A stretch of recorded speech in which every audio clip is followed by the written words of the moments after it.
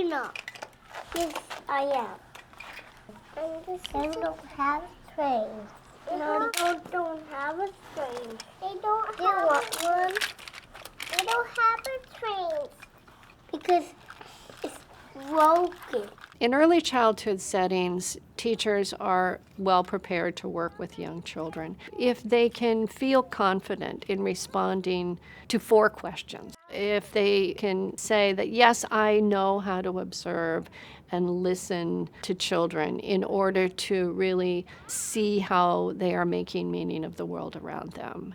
And then the second question is, do I know how to interpret what I see? How do I make sense of what I see the child doing or saying in order to be able to understand their ways of thinking?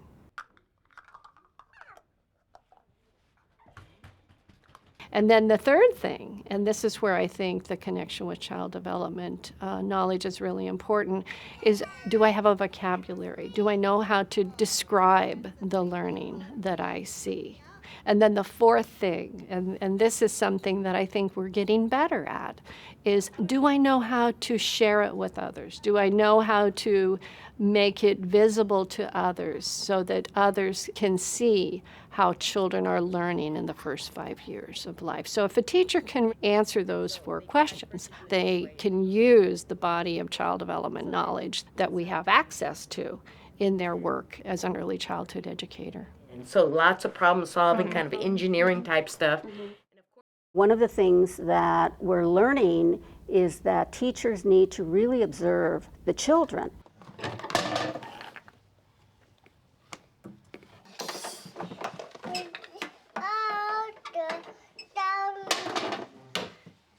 This means that the teacher must conduct small group activities, engage in individualized instruction, do a lot of observation.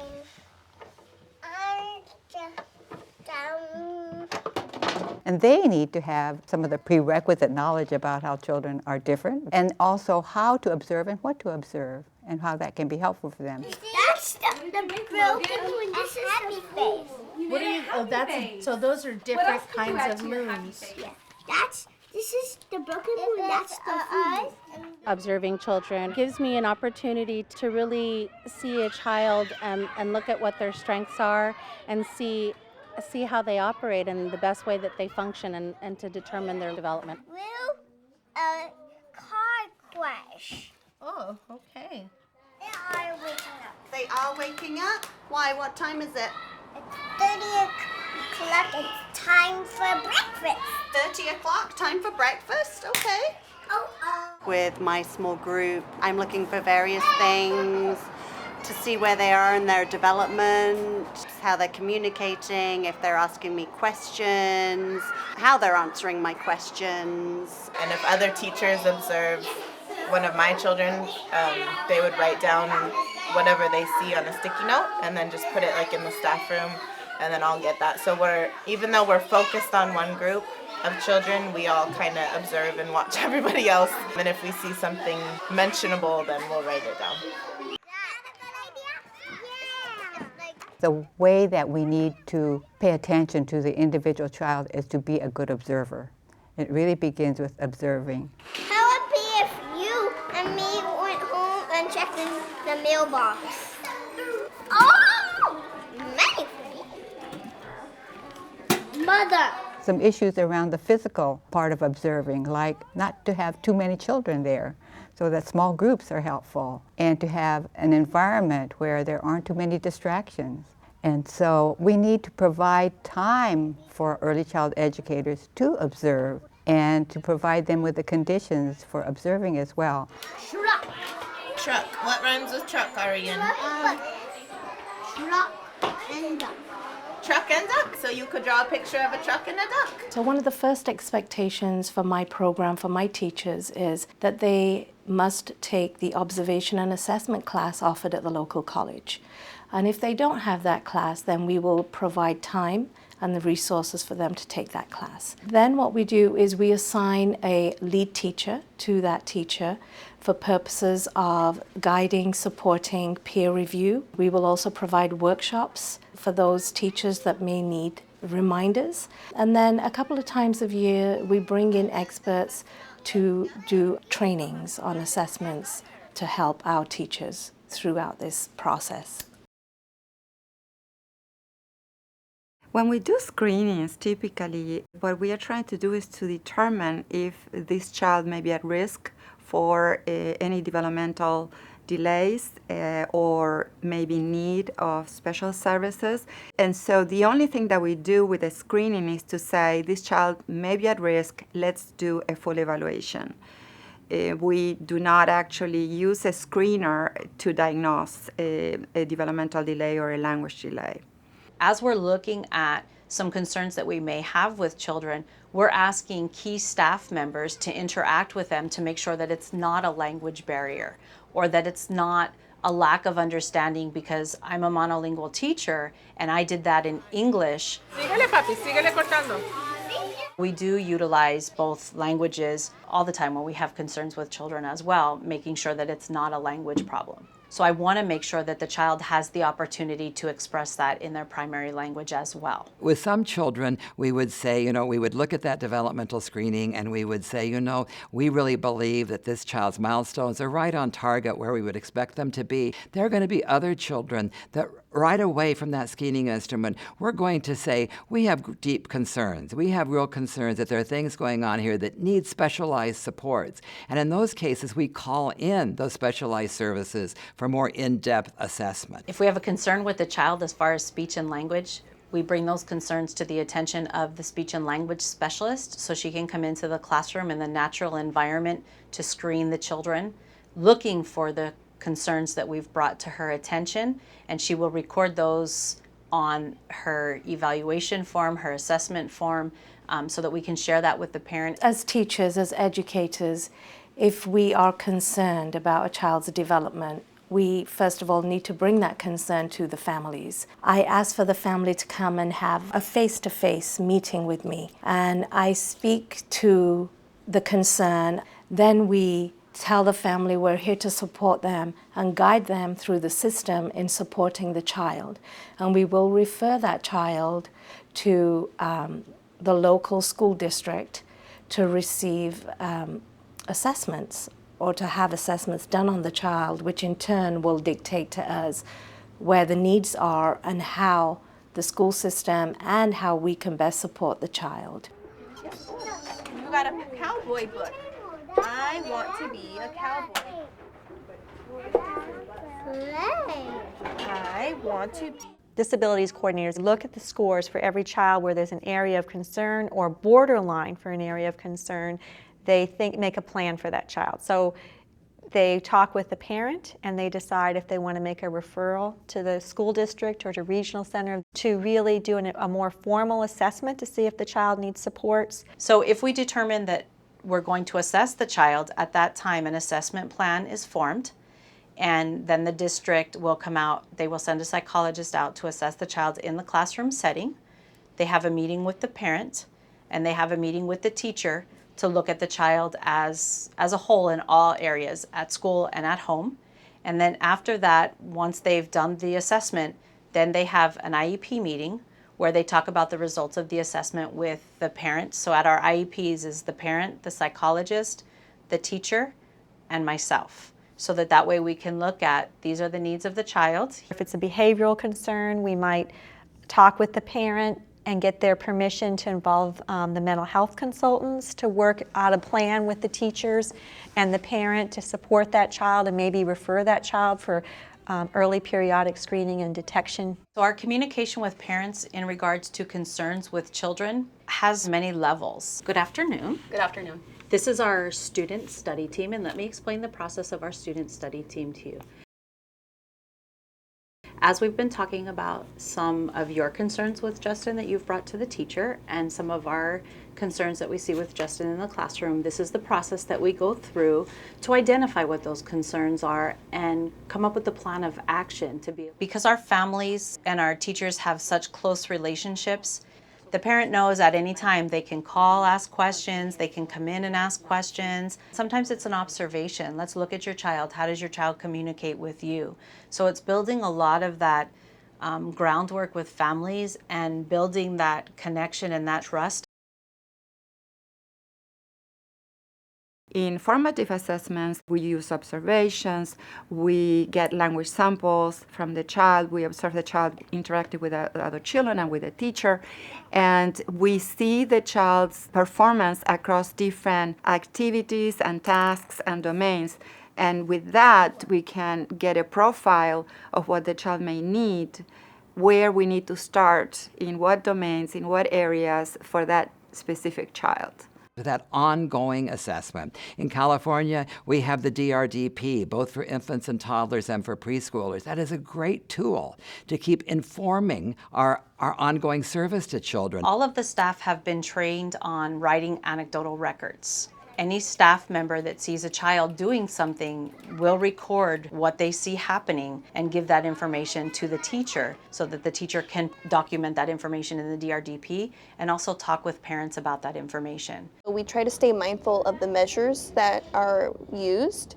So we're constantly, I guess, taking notes and communicating with each other because sometimes one of us might catch something that the other doesn't see.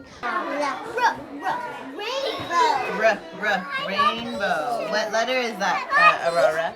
I use this binder to keep track of all the assessments. Each teacher has their own binder for their small groups.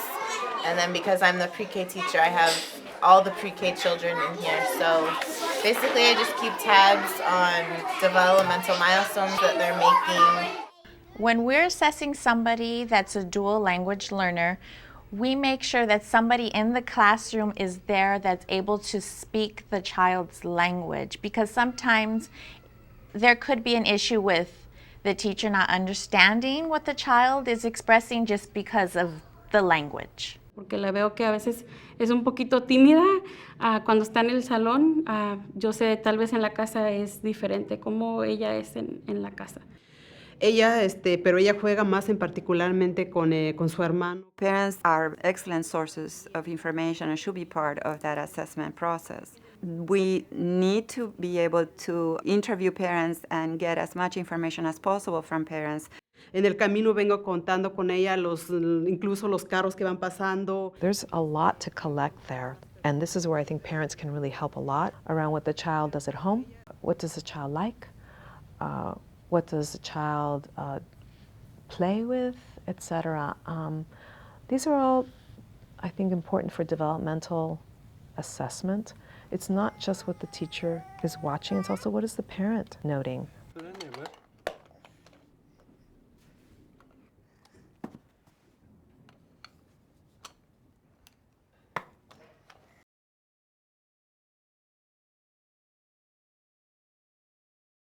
Can you finish it in 15 minutes? Yeah. Teachers observe, teachers document, and that documentation becomes a record of children's meaning-making processes.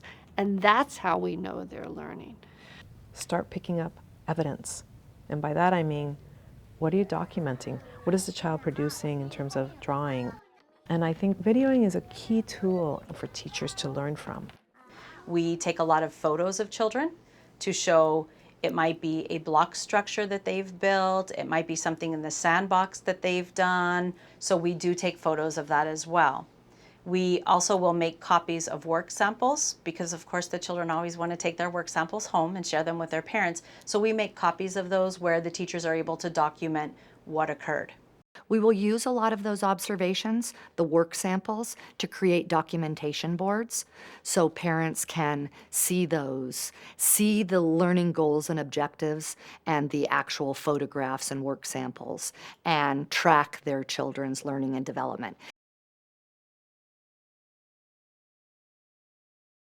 The other piece would be to have colleagues with whom you can discuss some of those observations in confidentiality in regards to the parents, but being able to discuss that and learn from that, and then being able to apply that as you work with young children.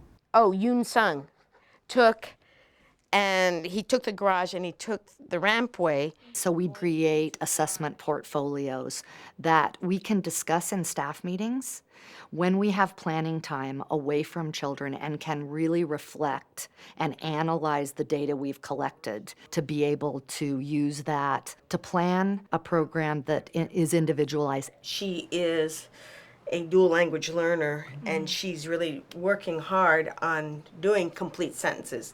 In your planning sheets, do you see that she's doing complete sentences, or the formulaic where she's doing parts of sentences and phrases? Parts and phrases, but now she's getting more detail, I would say, into her sentences. Yeah.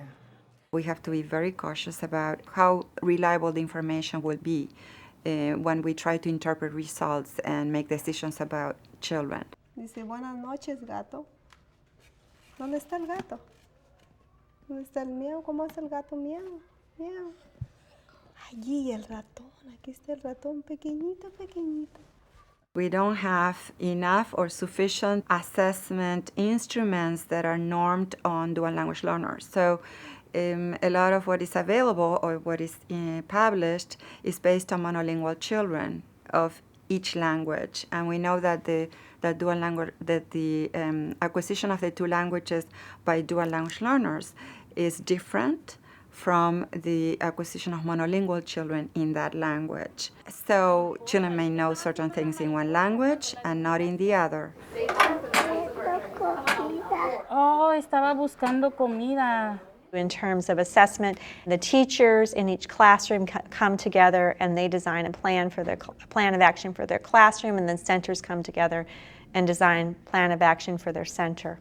So the teachers use the assessments to plan for each child, and then we aggregate it to plan for the group of children in each classroom or clusters of children in each classroom. The DRDP results are used for individualized goals as well as program-wise goals.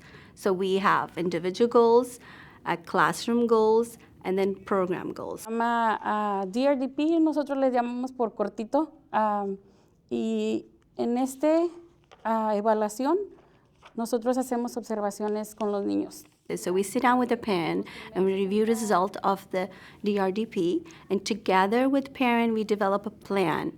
¿Alguna meta que quiera en el desarrollo cognitivo o del lenguaje para ella, que quiera que nos estemos enfocando en el salón? Por decir yo lo mismo que aquí están haciendo así. We have 2 parent conferences during the year, and then we have another ongoing home visit where we do check-in with the parents. The parent conferences, usually we talk about different goals that we set for the children, and we use the observations to set those goals. We try to include the parent in the plan as much as possible. So even going over the DRDP, where they can actually see what we see, what we observe, is helpful in getting them connected and trying to work with them at home as well as school, trying to do the same activities that we do here in the home. Once we plan, right, what we are going to do with that child after we do these assessments, these formative assessments, getting information about where the needs may be. What we want is to monitor and to look at the child's progress with the interventions that we develop or that we implement, and to see if they're working or not.